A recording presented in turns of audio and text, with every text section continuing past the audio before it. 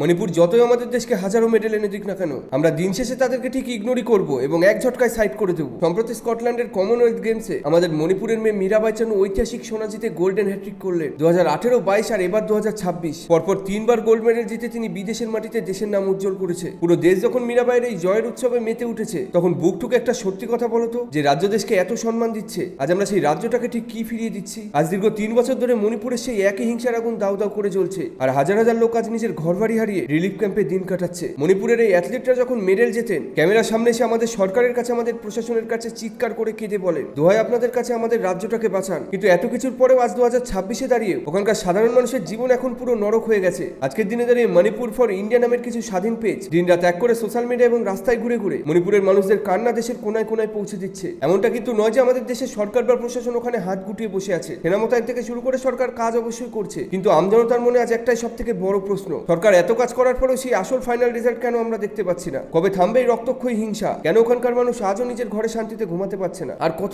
কতদিন মণিপুরের সাধারণ মানুষ এই নরক যন্ত্রণা সহ্য করবে? আমাদের ঘরের মেয়েরা যখন বিদেশের মাটিতে বুক ফুলিয়ে পতাকা উড়াবে, তখন যেন তাদের নিজেদের রাজ্য মণিপুরও শান্তিতে নিঃশ্বাস নিতে পারে। মণিপুরে খুব দ্রুত শান্তি ফিরে আসুক, এটাই হোক আমাদের একমাত্র চাওয়া।